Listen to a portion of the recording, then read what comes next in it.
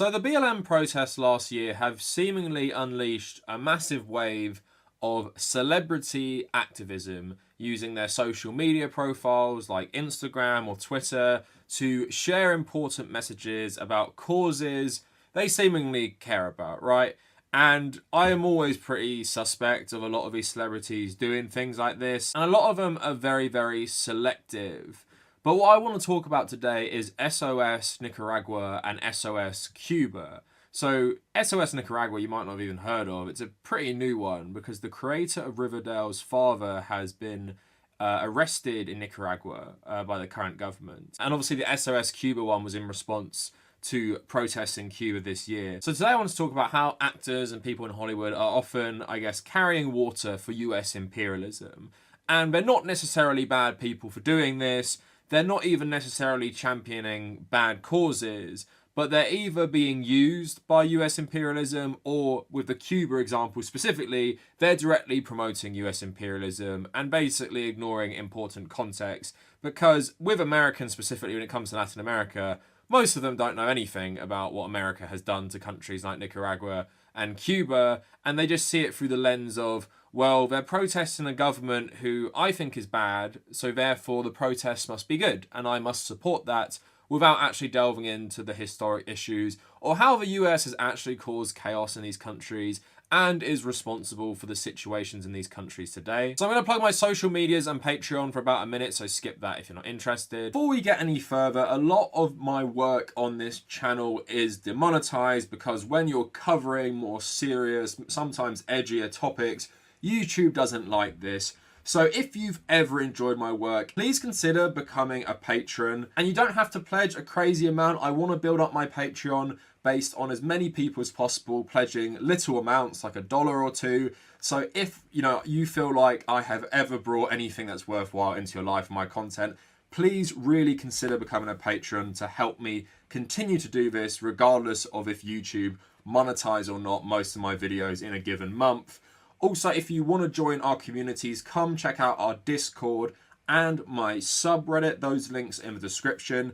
And if you want to follow me personally, please check out the Kavernacle at Twitter, at Instagram, and also my personal Reddit where you can keep up to date with all my content and what I'm doing. Thanks so much for the recent support. We are chugging along to 45k. I want to get 2 more chocolate oranges by the end of the year. For every 5k, we get a new orange. Also, I live stream on a Tuesday and a Thursday. All those streams are archived on my second channel, the Kavernacle Extra. So Roberto Sacasa is the creator of Riverdale. And like I said, I'm going to get into all of this today. His father was arrested by the government in Nicaragua. So he tweets this the other day: I am blown away by the love and support from my Riverdale family, the best cast and crew on the planet. This means everything to my entire family, getting the word out about what's happening in Nicaragua to my dad and so many others fighting for freedom. It's actually really hard to find a lot of information about Nicaragua. So here is one: police arrest former foreign minister Francisco Sacasa under investigation. The Nicaraguan police have detained former foreign minister Francisco Javier Sacasa for investigation as an alleged traitor. The arbitrary detention takes place less than 4 months before the scheduled Nicaraguan elections, in which President Daniel Ortega is seeking yet another term in office. In addition to serving as Nicaragua's foreign minister, Francisco Sacasa was also Nicaraguan ambassador to the United States during the administration of Arnoldo Alman from 1997 to 2002.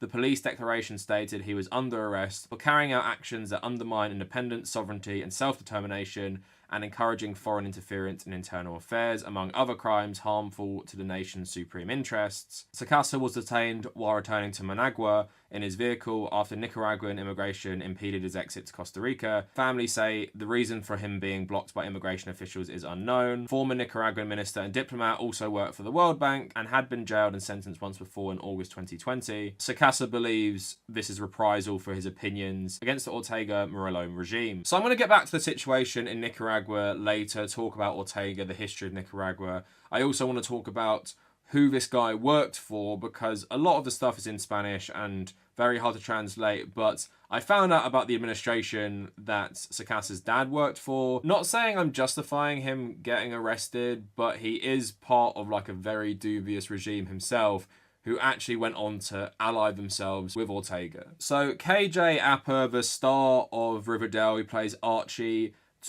posted this on his Instagram. He also tagged Secretary of State Antony Blinken, who's one of the biggest supporters of Israel in the Biden administration, just a guy who said he's proud the US always stands with Israel when it's accused of war crimes in the UN. So lovely guy there.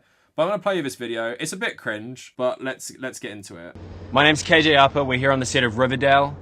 Over the years, all of us who have been a part of making this show have become a family. And right now, someone from our family needs your help. Roberto Aguirre Sacasa is the creator of Riverdale, and nearly 2 months ago, his father was kidnapped in his home country of Nicaragua. Francisco Aguirre Sacasa has been a tireless crusader for democracy and human rights. And because of this, in the middle of the night, his home was invaded by armed guards acting on the orders of the country's dictator. Roberto's father and a dozen other activists were kidnapped and arrested. No one knows where they're being held and if they're being given food, water, or medicine. Which is why we're asking for your help today. Please make your voices heard. Because the fans are a part of our family too. And we're imploring you to use your voices to put pressure on the global community and rectify this miscarriage of justice. But not just for Francisco, but for any political leader who's put their lives on the line to make this world a better place. Please use the hashtag #FreeFrancisco and SOS Nicaragua and sign your name on the petition that we've linked below. Make your voices heard and help right this terrible injustice. Thank you. We love you, Roberto, and we're here to support you and your family. We love you, Roberto. So to be honest, I don't necessarily blame these guys. It's someone they probably look up to, is, you know, given them jobs in this very, very successful TV show, pretty much made a lot of their careers and stuff. And to them, it's a guy who's been arrested for campaigning for human rights, which he may well have done. But it is interesting they frame him as like a tireless human rights campaigner when he was part of an administration that was insanely corrupt. And I'm going to get into that a bit later. And also an administration whose leader would then ally themselves with Ortega himself. Because the situation in Nicaragua is so messy. But we're going to outline all this. But of course, it didn't take long for the US state to pounce upon this, to push their own agenda, because now they have Riverdale, this really popular show that loads of kids and teens love, putting out this message about Nicaragua, who the US do not like with the current administration and haven't liked whenever anyone who was associated with the Sandinistas gets in power. So the Senate Foreign Relations Committee tweeted, "Grateful to CW Riverdale for shining a light on the Ortega regime's abuses, including the kidnapping and jailing of Francisco Sacasa and others speaking out against unrestrained assaults on democracy in Nicaragua. Violence against those fighting for basic rights must end." Then goes on to say, "Ortega's corruption and threatening partnership with Russia directly challenge US national security and undermine regional stability. The House must pass the Renaissance Act so the US can better monitor and hold the regime accountable. SOS Nicaragua, #FreeFrancisco." So I don't remember anyone in the Riverdale cast talking about arms sales from Russia to Nicaragua. But again, they're pouncing upon these popular actors talking about a cause that can be exploited by the US to push their own agenda. Now they're talking about national security. How is Nicaragua a threat to US national security? So they linked something here from the foreign.senate.gov, and it says, "Senate approves bipartisan legislation to bolster US engagement in Nicaragua as crisis deepens." Washington. US Senator Bob Menendez, chairman of the Senate Foreign Relations Committee, was joined by Senators Marco Rubio and Tim Kaine, ranking member and chairman of the Subcommittee on the Western Hemisphere, and Senators Ben Cardin, Chris Murphy, and Ted Cruz in issuing the following statements after the Senate approved their legislation to dramatically increase US diplomatic engagement in response to the government of Daniel Ortega's continued use of repressive tactics to intimidate, inhibit, or arrest every aspiring opposition candidate ahead of the scheduled elections in November. Entitled "The Reinforcing Nicaragua's Adherence to Conditions for Electoral Reform," the legislation proposes new initiatives to monitor and report on and address corruption by the Nicaraguan president Daniel Ortega's government and family, as well as human rights abuses perpetrated by Nicaraguan security forces. Might want to investigate how the US security forces treated Black Lives Matter protesters last year, but anyway, the Renaissance Act also requires the US government to increase sanctions on key actors in the Ortega regime that are undermining prospects for democratic elections in Nicaragua and expand sanctions coordination with Canada and the EU. The bill also calls for the executive branch to open a formal review to determine whether Nicaragua should be allowed to continue participation in the Central America Free Trade Agreement. Additionally, the bill requires increased intelligence reporting on Russian activities in Nicaragua and a review of Russian arms sales to Nicaragua for potential sanctions under the Countering America's Adversaries Through Sanctions Act. So talking about electoral reform is like one thing, and even human rights abuses is one thing. Of course, insanely hypocritical coming from the US, who props up countries like Israel and Saudi Arabia. But then, like I said, why does it have to monitor Russian arms sales to Nicaragua? Why does it have to put further sanctions on Nicaragua for doing deals with Russia? And it's all just geopolitical hypocrisy. So Chairman Menendez said, "This is a day of forceful action, the day when the US Senate is saying Ortega's paranoia of losing at the ballot box is no excuse for his systemic dismantling of Nicaragua's democratic system. Today we make clear that Ortega's brazen gambit to shackle anyone that dares challenge him will not pay off, and in fact our commitment to deliver hope and opportunity to the people of Nicaragua is only beginning. As we shine a spotlight on the spiraling state of affairs in Nicaragua, I will not stop calling for the end of political persecution." So like I said earlier, Francisco Sicko was part of the administration of Arnoldo Aleman, who is a pretty infamous Nicaraguan politician, so just from his Wikipedia entry here. And then I get onto his corruption as well. But remember, this is when his dad was part of his administration, so Aleman was formally charged in December 2002, and on the 7th of December 2003, he was sentenced to a 20-year prison term for a string of crimes, including money laundering, embezzlement, and corruption. During his trial, prosecutors produced evidence showing that he and his wife had made extremely large charges to government credit cards, including a $13,000 bill for the Ritz-Carlton Hotel in Bali, and $68,000 for hotels and handicrafts in India. In 2004, Transparency International, the 9th most corrupt leader in recent history, estimating that he had looted the country of $100 million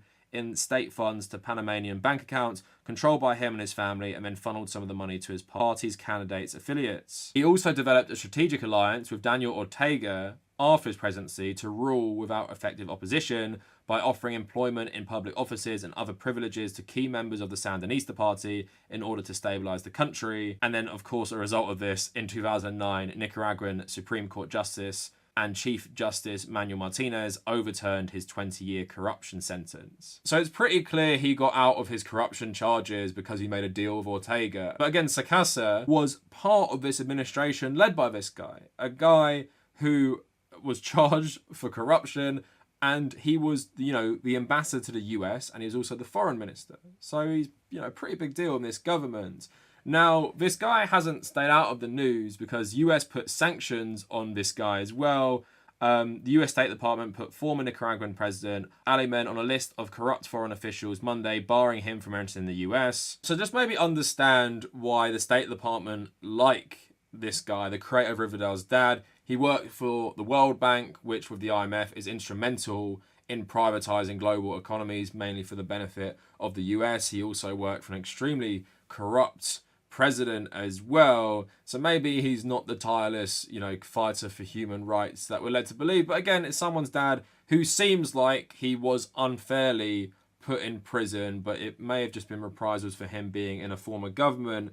Now, talking about Ortega, I was, researching this a lot because I knew he was in the Sandinistas and I knew he'd been president on and off for a long, long time. But the more I read about him and everything, the more I researched, it's clear that this guy is just become insanely corrupt, but maybe it's not surprising. So this guy was arrested multiple times by the Somoza regime, but he got guerrilla training in Cuba and he came back to lead part of the revolution.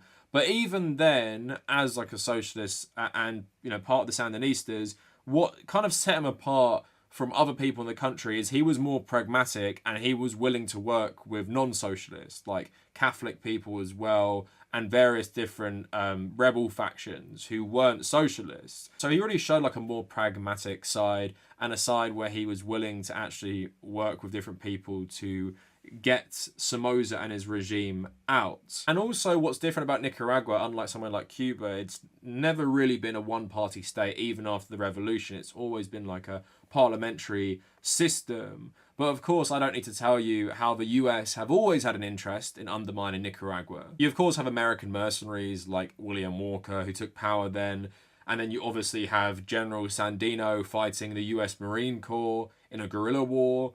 And then after the Marines left, they left the National Guard, which was run by the first Somoza, who obviously took power as well and was completely backed by the US. And after Somoza was overthrown and the US helped him leave the country, they started funding the Contras, these remnants of the old regime, often, fascists as well. And they pumped them full of loads of money. Of course, the Iran-Contra scandal is a big part of this with Reagan, but they gave them loads of money anyway, loads of weapons to try and overthrow the Sandinista-led government. So the US has constantly meddled in this country, and the meddling didn't stop with the Contras. It's constantly been at it funding anti-Sandinista elements. And the one thing I want people to keep in mind when you think about US imperialism, Ortega is clearly pretty corrupt. Ortega has made his wife the vice president. He's trying to get another term, which is actually against the Constitution as well. But at the same time, you've got to think about what has caused this situation. The reason Nicaragua has been so unstable is because when the people, not just the Sandinistas, the people overthrew this military dictatorship, the US then funds people who create a civil war and just bring devastation and death to Nicaragua when it's trying to rebuild its society without being a client state of the United States. And the Contras are still active in politics today, so are various right-wing elements. The actual president that I've been talking about, the corrupt one, he is a more right-wing president. There have been other right-wing presidents involved as well who have been more friendly with the US and neoliberalism and everything like that. Now, the thing is, Ortega in his modern incarnation isn't a good leader, and Nicaragua does have loads of problems. That is totally legitimate, and the problems aren't as much as with Cuba, where there's a very clear thing that is causing a lot of the problems, the embargo. In Nicaragua is a lot different. But in my mind, the reason it's such a mess is because of the US and what they did immediately following the revolution. They didn't allow under Reagan this new parliamentary system to exist peacefully, and it wasn't one that completely rejected the US as well, like other ones have in the past. And also, of course, the US are using the Riverdale cast and these sorts of issues to further their own imperialism. Because like you were seeing there, if you care so much about human rights abuses and democracy and that's your focus, why are you talking about arms sales to Russia and stuff? Do you really think Nicaragua is going to be a very powerful military power with Russian help or something? The US has such an influence in the entire region and always has done, and has always exploited this region for corporate profit and capitalism. Again, no matter what you think of Ortega, if you like him or if you don't, you can probably agree US efforts to really influence the political process in Nicaragua have never gone well, so that's not something I would ever support. And also just the general hypocrisy of US imperialism is that Israel is a far more hostile military power than something like Nicaragua. Saudi Arabia's citizens barely have any rights, let alone voting in free and fair elections. Why don't you focus on these awful allies you prop up instead of trying to inflict more pain on a country you've historically devastated? Now, with the Riverdale cast, I get that. I'm not being overly critical with these people because they think, they're doing the right thing. They have this guy with personal experience. Ortega isn't a great guy or anything, so that's totally fine. But what was ridiculous was the SOS Cuba stuff. Now, obviously, there were Cuban protests against the economy mainly because of what's been going on there. And my take basically was, I'm not going to blame the people protesting, a lot of them in the streets, because when you just live in a country and the economy's bad and you're going hungry and there's not enough power, well, who are you going to blame?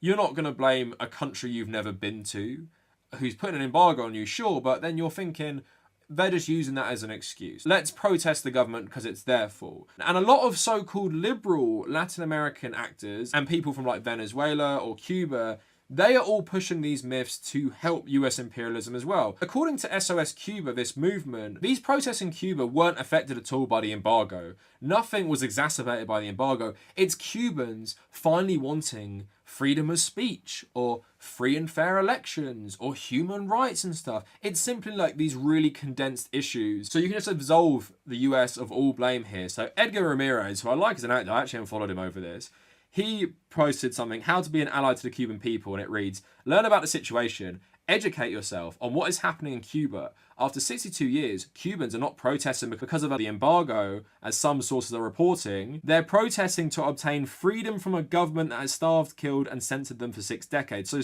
you see the political slant here. It's already framed as a right-wing Cuban argument. No one is protesting because of the economy. Not that there hasn't been a major protest in Cuba for like 20 years that's been like this. And then next slide goes, don't gaslight Cubans by attempting to tell us you know our history better than we do. It's offensive and an attempt to downplay the generational trauma and voices of Cuba who have suffered immensely at the hands of a dictatorship. Don't use Cuban people as your political pawns, like Edgar Ramirez is doing here, to validate or promote your political ideologies. What is going on in Cuba is a humanitarian crisis, not a political stance. So if that isn't maddening enough for you, I got another Cuban celebrity, Camila Cabello, and she explains SOS Cuba, and like Edgar Ramirez, the embargo has nothing to do with this. So I just wanted to talk a little bit about the movement that you guys may have been seeing me post, SOS Cuba. As you guys know, I am Cuban-Mexican. Well, I don't know if you know that, but I'm Cuban-Mexican. My mom is Cuban. I lived and was born in Cuba. And so this movement is really important to me as I still have family on the island, and I hear my cousins and my mom talk about what's going on in the island. I've heard it pretty much all my life, but it's gotten really bad. A lot of people think the protests are about lack of COVID resources and medicine, which is really just the latest layer in a 62-year-old story of a communist regime and a dictatorship. 62 years Cuban people have been living under oppression. What started out as a socialist ideal of free healthcare, free education, and food for all turned into present day. Cuban people have to wait hours in line at the grocery store to come in and find that basic staples like beans and rice are 10 times more than what the average, even medical doctor in Cuba can afford. I hear a lot from family that I still have on the island talk about people on the island as literally just starving. People have to live on one meal a day. When you add that to the fact that Cubans' doctors are sent away to other countries while the island has very, very minimal medical resources of its own, and for 62 years there has been no freedom of speech. Anybody who speaks out against the government in Cuba is disappeared and kidnapped from their families or put behind bars. The fact that Cubans for the past few decades have been willing to risk their lives trying to make it to Florida by making homemade rafts, a lot of them drowning or being eaten by sharks, really tells you a lot about the state that Cuba is in. Also, it's very telling how fed up the people are in Cuba when they are risking their lives right now to protest the government for only the second time since the past 62 years when the dictatorship started. People, and especially young people, have taken out to the streets to chant one word, libertad, freedom. So here she says the embargo has nothing to do with it, and then starts talking about people not being able to eat enough. How does the embargo, which severely affects the Cuban economy, including food, how does that not have anything to do with this? And that's the ridiculous stuff, and you can hear this is coming from a right-wing framing. Now, I don't doubt that her family are suffering in Cuba. I don't doubt that. And I don't doubt that her family also don't like the Cuban government. I totally believe that to an extent. But then turn around and say that everyone just hates the government because of a lack of universal freedoms and things like that. But even you yourself admit this is only the second massive protest in Cuban history. Why do you think that is? Could it be a time of global uncertainty and unrest, which is putting a massive strain on supply lines, which Cuba already has massively impacted by these embargoes and sanctions, which were made worse by Trump and kept in place by Biden? Do you not think that plays a massive part? Because we all know throughout history what makes people revolt in a big way is normally a lack of food more than most things. So I'm sick of these celebrities carrying water through US imperialism. And what's so refreshing is that I don't live in America. So lots of people in this country aren't hysterical about Fidel Castro's legacy and stuff like that. Of course, Marxism is often used as like this criticism in the UK, but I was happy to see lots of Labour politicians being like, yeah, we stand with Cuba, lift the embargo, help these people, not, oh, get rid of the regime so we can put another US-backed one in there. And what they're always missing, these people, what was Cuba like before the communist revolution? Can someone please explain to me what it was like? Why may people not be protesting the Castros when they're in power, or the new government in power today? Why might they not have protested that? It's because before, it was literally an authoritarian client state of both the US government and the mafia, built obviously on the legacy of colonialism and the slave trade. It was in all essence an American colony. If you read so many books about Cuba, the personal diaries of people who fought in the revolution, the peasants and the poor support this revolution because they've been treated like total garbage. Loads of ordinary people picked up weapons to fight the Bay of Pigs invasion. Like farmers captured these US mercenaries trying to overthrow Castro. So that is the annoying thing. Like I said, I don't doubt people are suffering in places like Cuba, for example. But with Cuba in my mind, lift the embargo and see how it gets on. Don't be a stupid stooge for US imperialism where you're basically not even talking about the real issues. Yes, some people probably do want better freedom of speech and stuff like that. But do you know what people also want? They want better economic opportunities. Look at Vietnam. Vietnam had its embargo lifted in the mid-90s, right? And look at it today. It's pretty much flourishing in that region of Asia. While Cuba is trying to make best of what it has because of these brutal sanctions, which basically only exist to appease right-wing Cubans like these guys who also claim to be like Black Lives Matter and liberals. And I probably bet these people think Nelson Mandela was a great guy. Nelson Mandela, who was best pals with Fidel Castro. Fidel Castro, who sent Cuban troops to fight apartheid South African troops while they were being backed by the US military and obviously were all outfitted with Western military equipment. So American celebrities, you think you're liberals, you think you support Black Lives Matter, and oh, you criticize Trump, well done. Biden comes in, and now you basically support US imperialism everywhere, and you're tagging Secretary Blinken in posts about Nicaragua, because he's a wonderful, wonderful man. And also, the last thing I'm going to say about this, these guys can speak up about Nicaragua, these guys can speak up about Cuba. What have they got to say about Israel? What have they got to say about Saudi Arabia? Nothing. Nothing, which the US is complicit in far worse human rights abuses with these two regimes. Two countries to different extents aren't democratic either. Two countries that constantly violate human rights. These celebrities have absolutely nothing to say. But communist Cuba and corrupt Nicaragua are the worst countries on earth and need more sanctions because that's going to help everyone. It's only going to help US imperialism further. So in my mind, you know, these liberal celebrities who claim to be on the side of good and the side of like protests and stuff, they're nothing more often than just people who carry water for US imperialism. Anyway, let me know what you guys think down in the comments. If you want to support my work, check out my Patreon. If you want to follow me on social media, at the Kavernacle on Twitter and on Instagram. And if you want to join our communities, check out my Discord and Patreon. All of that in the description. And if you made it this far, thank you for watching.